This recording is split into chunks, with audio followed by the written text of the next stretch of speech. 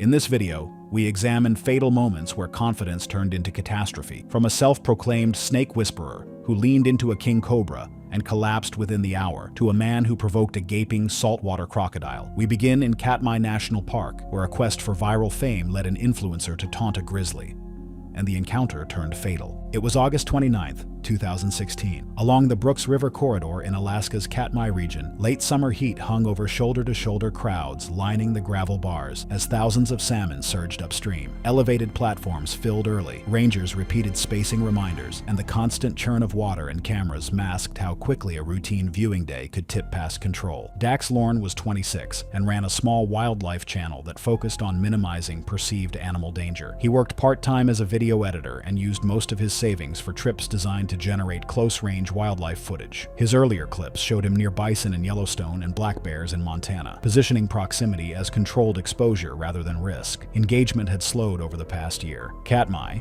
known for high densities of coastal brown bears during salmon season, offered access to animals in open daylight along managed viewing areas. He was organized with equipment and travel logistics. He secured permits, reviewed park guidelines, and booked a guided day group along the Brooks River corridor. His filming style relied on narrowing the distance without triggering an obvious reaction. He had previously recorded bears that appeared indifferent to human presence when people remained inside designated zones, and he attempted to replicate that visual framing. The Brooks River ran shallow over rounded cobble, dense with sockeye salmon moving upstream, while multiple bears fished along established stretches of current. Coastal brown bears in Katmai commonly weigh between 700 and 1,200 pounds by late August. During hyperphagia, they feed for extended periods and may react abruptly if their fishing is interrupted at close range. A bear can cover 20 feet in roughly a second at short burst speed. In serious maulings, documented injuries frequently involve crushing trauma to the head, neck, and upper torso due to jaw strength and body mass, rather than prolonged predation behavior. That morning,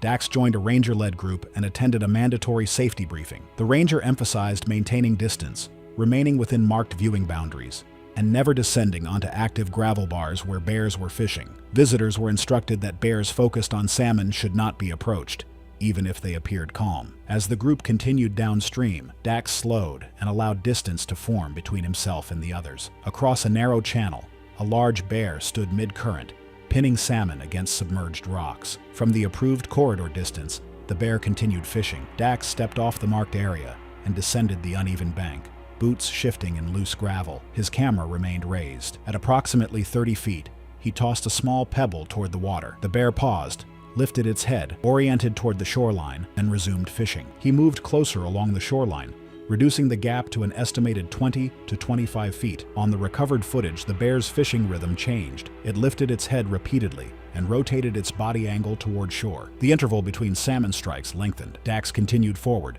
still recording. The charge began abruptly. The bear dropped its head and surged from the shallows in a direct line. Gravel displaced under its forepaws. The distance closed in less than a second. Dax attempted to step backward while holding the phone. His right heel slid in unstable stones, and he fell onto his side. The bear collided with him chest first, knocking him flat. Its jaws closed over the right side of his head and upper neck. The recorded audio captured a heavy impact and scraping against rock. Witnesses across the river later described a single brief shout. The bear released and immediately re-engaged with a second bite directed to the back of the skull. Based on documented bear attack patterns, the force likely resulted from jaw compression combined with downward body weight rather than tearing. Movement from Dax became disorganized within seconds. The mauling remained brief. The bear stood over him and delivered additional downward bites to the cranial and upper cervical region. There was no prolonged feeding behavior. Blood spread rapidly across the gravel beneath his head. The active contact phase, from impact to disengagement,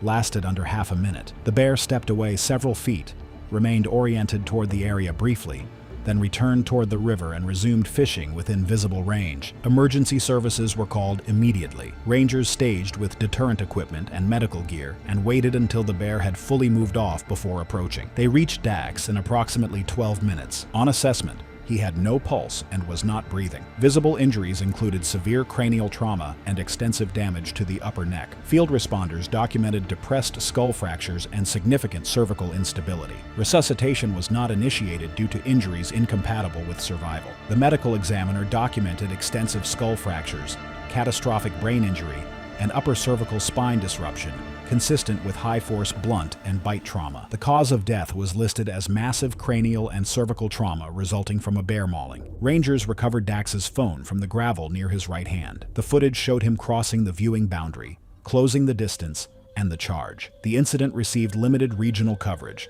and was classified as a visitor distance fatality during peak salmon activity after a violation of designated viewing areas. The bear was not destroyed, consistent with policy for defensive encounters in food-focused contexts. Access to that corridor section was temporarily restricted.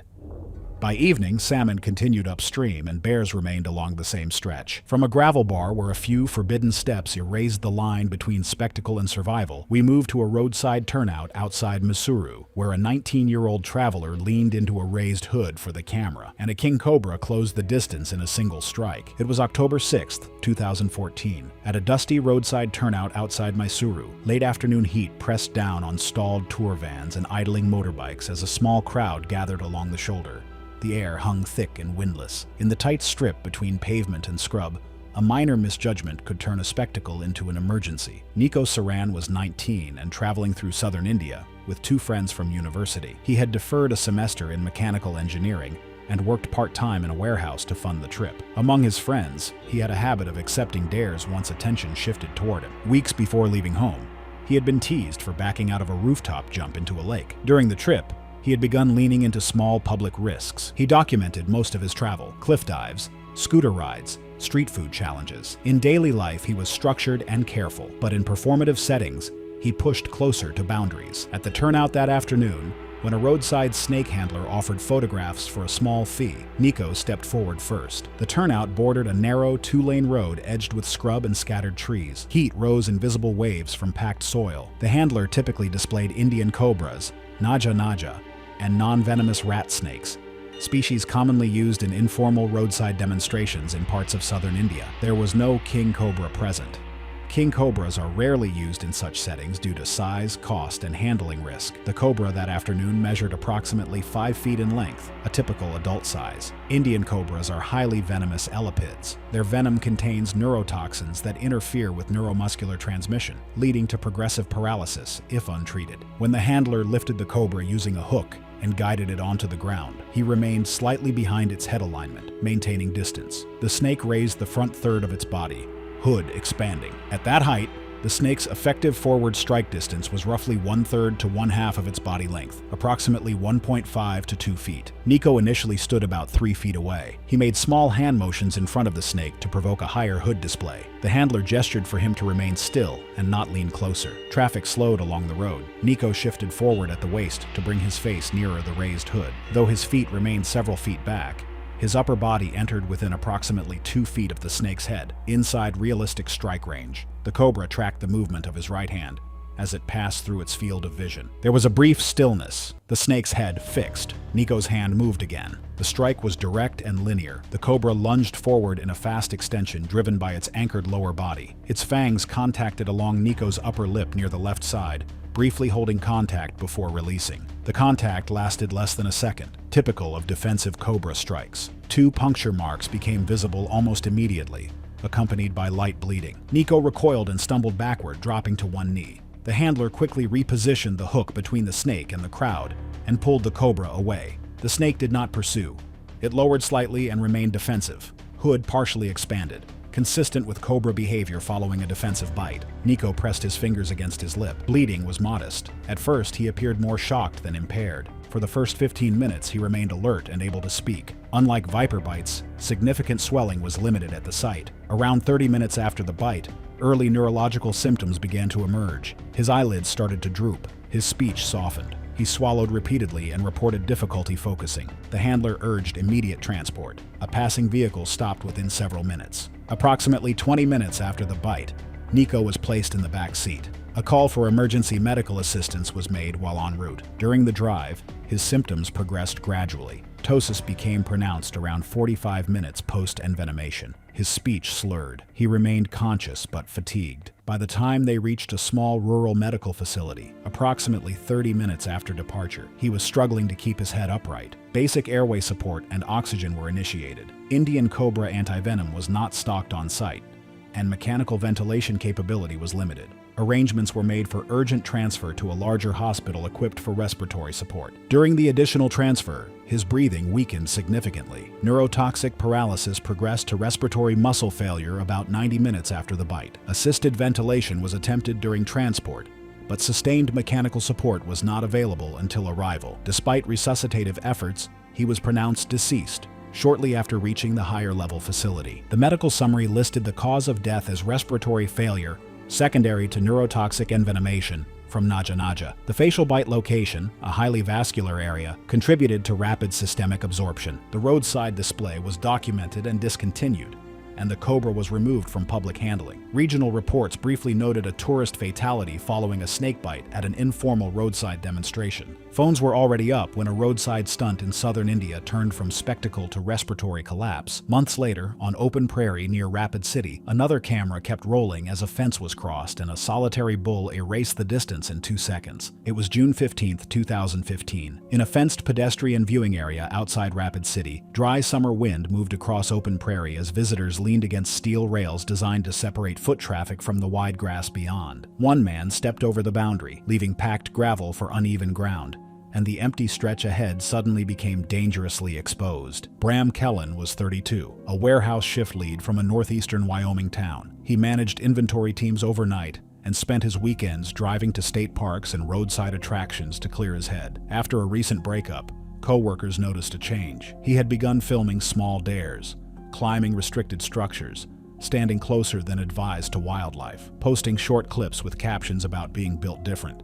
He was not reckless in daily life. He showed up on time, trained new hires, and kept detailed spreadsheets. But outside work, the risks were growing. A privately operated wildlife park outside Rapid City had been on his list for months. The drive-through loop allowed close vehicle views of elk and bison, and a separate fenced walk-through zone offered a safer vantage point. Bram told a friend he wanted better footage than the usual car window shots. He arrived late morning, paid for entry, and spent nearly an hour along the pedestrian rail watching grazing animals across the interior setback. Beyond the fence, the rolling grassland sloped gently toward a solitary mature bull bison. Adult bulls can exceed 6 feet at the shoulder and weigh over 1,800 pounds, with short curved horns and a heavy skull shielded by thick bone and muscle. Despite their size, they can accelerate to 30 miles per hour in short bursts and pivot quickly. Their flight zone varies, but direct approach inside approximately 20 to 30 feet often triggers defensive behavior. Raised tail, lowered head,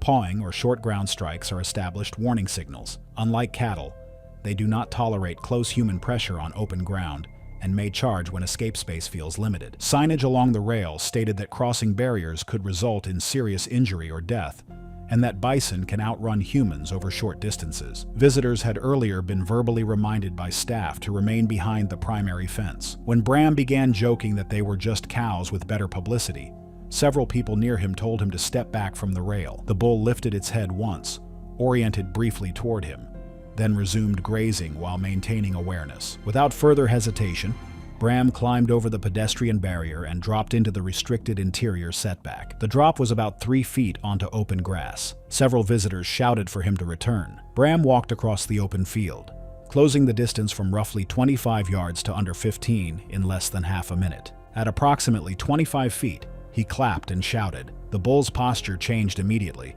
Its head lowered slightly. The shoulders rolled forward. One forehoof struck the ground in a short, forceful stomp. The tail rose stiffly. These signals are widely documented as pre-charge indicators. Bram stepped closer again, reducing the distance to roughly 15 feet, arms raised. The charge began abruptly. From that range, the bull covered the distance in under 2 seconds. The impact was blunt and forceful, as the animal's frontal boss and horn base struck Bram in the lower torso and upper thigh. The upward momentum lifted him partially off the ground and threw him backward several feet. He landed on his back. Before he could regain footing, the bull followed through. Rather than repeatedly goring, which is less common in brief defensive encounters, the animal's horn caught beneath his lower rib margin during the forward surge, tearing clothing and penetrating the lower chest wall. The animal's mass carried across him. One forehoof struck across his abdomen as it stepped through, and a hind hoof clipped his pelvis during the stride. The entire contact sequence lasted only a few seconds before the bull continued past him. Bram attempted to inhale. His mouth opened, but no coherent speech followed. Blood appeared at his lips, consistent with internal thoracic injury. The bull moved several yards away and stopped, facing outward but no longer engaging. A bystander ran toward the pedestrian exit and alerted on-site personnel. A call for emergency services was placed within approximately 1 minute of impact. Staff entered the perimeter in utility vehicles, using engine noise and positioning to increase distance between the bull and the injured man without provoking further agitation. They reached Bram in roughly 4 minutes. He was unresponsive. A carotid pulse was faint and then absent. Basic life support was initiated, including chest compressions and attempts to control visible bleeding. Given the severity of internal trauma, survival likelihood was already low at this stage. Emergency medical responders arrived approximately 12 to 15 minutes after dispatch, consistent with rural response intervals. Advanced airway placement and intravenous access were attempted. Ventilation was difficult due to suspected bilateral lung injury and chest wall instability. He was pronounced deceased shortly thereafter. The coroner listed the cause of death as blunt force and penetrating trauma to the chest and abdomen due to bison impact and trampling. Injuries included multiple rib fractures, pulmonary contusions with likely lung puncture, liver laceration, significant internal hemorrhage, and thoracic compression, consistent with a high-mass ungulate strike. A single penetrating wound was attributed to incidental horn contact during forward momentum rather than repeated goring. Cardiac arrest occurred within minutes of injury. The pedestrian viewing zone is closed temporarily. A secondary setback barrier was later extended to increase the separation distance between visitors and large ungulates. Updated signage emphasized reaction speed and minimum safe distances. The bull remained in the habitat, and the incident was classified as a defensive response to a human breach of space. Local coverage was brief, focusing on barrier violation and wildlife safety. No action was taken against the bison, as the behavior aligned with established defensive patterns. One man stepped past a steel rail onto open grass and learned how fast a boundary can disappear. A year later, on a sun-baked Zambezi sandbar, a young live streamer would walk beyond a marked perimeter toward a waiting hippopotamus, and the camera would keep rolling long after he stopped moving. It was September 3rd, 2017. The Zambezi River had dropped to its dry season lows, exposing wide sandbars baked hard under afternoon heat. Tourist vehicles idled near the waterline while phones recorded the still, shimmering surface. Within seconds, the quiet stop unraveled, leaving a live stream running in the sand as chaos replaced the calm. Juno Marek was 24, a low-level live streamer from Brno who supported himself through remote tech support work while traveling on a tight budget. When viewership dipped, he gravitated toward controlled risks, cliffs, traffic, wildlife, placing himself close to danger to create tension. He was methodical in most areas of life. He tracked metrics obsessively and planned locations carefully. This safari stop was another calculated setting. The exposed sandbar, pale and sun-bleached, offered open space with the river channel behind it. Visually dramatic, but environmentally unstable. The Zambezi lay low under a cloudless sky, its main channel narrowed by the dry season. Sandbanks widened as water levels dropped, forcing wildlife into tighter corridors between deep channels and feeding areas. Hippopotamuses are among the most dangerous large mammals in Africa. Adult males commonly weigh between 3,000 and 4,000 pounds and can reach speeds of up to 19 to 20 miles per hour over short distances on land, despite their size. Their jaws can open approximately 150 degrees, with lower canines typically measuring 12 to 20 inches, used for combat rather than feeding. They are not predators, but they are intensely territorial in water and highly defensive when their access between land and deep water is obstructed. Most serious incidents occur when a person unknowingly stands between a hippo and its primary escape route to deeper water. Before anyone stepped off the vehicles, the lead guide instructed guests to remain within a marked perimeter near the trucks. He explained that hippos were active in the main channel and that dry season sandbars were often part of their established movement routes. Disembark time was limited. Most guests stayed close. Juno walked farther onto the sandbar. A large hippo was partially submerged nearby, only the eyes, ears, and a portion of its back visible. The animal was positioned in shallow water between the sandbar and the deeper channel. From a behavioral standpoint, Juno had moved directly into the hippo's line of retreat toward deep water. A guide called out and motioned for him to return. He continued forward. When he closed to approximately 12 to 15 feet, the hippo reacted. The response was immediate. The animal pivoted in the shallows, pushing off with its hind legs. A hippo's acceleration over the first several yards is extremely rapid, often covering short distances in under 2 seconds. Juno turned late, attempting to run across soft sand. The hippo reached him in a forward surge. Its jaws opened as it made contact. The upper jaw struck across his lower chest, while the lower tusks rose into the left side of his abdomen. The impact was blunt and forceful. Witnesses later described a heavy concussive sound rather than a tearing noise. The force knocked him off balance. Hippos do not perform the spinning death roll associated with crocodilians. Instead, they bite, lift, and shake laterally. The animal clamped briefly and lifted, then executed a powerful upward and sideways head motion. This displacement action fractured multiple ribs and drove a lower canine deep into the abdominal cavity, causing massive internal trauma. Blood appeared immediately at the puncture site. The hippo was released after the initial lift. Juno fell onto his right side. He attempted to push himself upright, but showed uncoordinated movement consistent with rapid blood loss and severe internal injury. Witnesses described shallow, irregular breathing and visible bleeding into the sand. The hippo remained oriented toward him at the water's edge, mouth partially open, ears rotating. When two guides moved several steps forward, the animal shifted again, lowering its head and stepping ahead in a renewed threat posture. They stopped. A second charge at that distance was highly plausible given the defensive context. The group maintained space until the hippo re-entered deeper water. Emergency protocol was initiated immediately. Due to the remote riverside location, response required vehicle transport from a nearby operations base and coordination with a downstream support boat. A medically trained responder arrived roughly 30 minutes later. Juno had no detectable pulse and no spontaneous respiration on assessment. A medical summary listed the cause of death as catastrophic internal hemorrhage from blunt force crush injury and penetrating trauma consistent with a large herbivorous mammal bite. Findings included multiple rib fractures, a lacerated liver, abdominal perforation, and rapid blood loss. There was no evidence of repeated mauling. Injuries aligned with a single defensive bite and forceful head displacement. A brief public statement confirmed the guest had moved beyond designated safety boundaries despite instructions. Coverage remained limited and framed as a wildlife safety reminder. No criminal charges were filed. Personal belongings were recovered from the sandbar. The site showed compressed sand, blood pooling, and a short drag impression. The river returned to stillness within minutes. The Zambezi left behind a fallen live streamer and a camera still running in the sand. But months later, under the dry heat of Australia's Northern Territory, a 22-year-old road worker stepped off a truck at a remote river crossing, and this time it was a saltwater crocodile that closed the distance before anyone could pull him back. It was July 21st, 2018. At an unsealed river crossing along a remote work corridor in Australia's Northern Territory, dry season heat pressed down on cracked mud and slow, opaque water. Warning signs stood faded at the bank's edge. Within seconds, the stillness broke. The shallows erupted into violent movement, and a single boot remained beside the track. Kai Danton was 22, on a working holiday visa, rotating through seasonal fencing and road crews in remote areas of Australia's tropical north. He was physically capable and generally reliable, known for taking on heavier posts and volunteering for overtime in the heat. In the weeks before the incident, co-workers said he had begun pushing back against teasing about being overly careful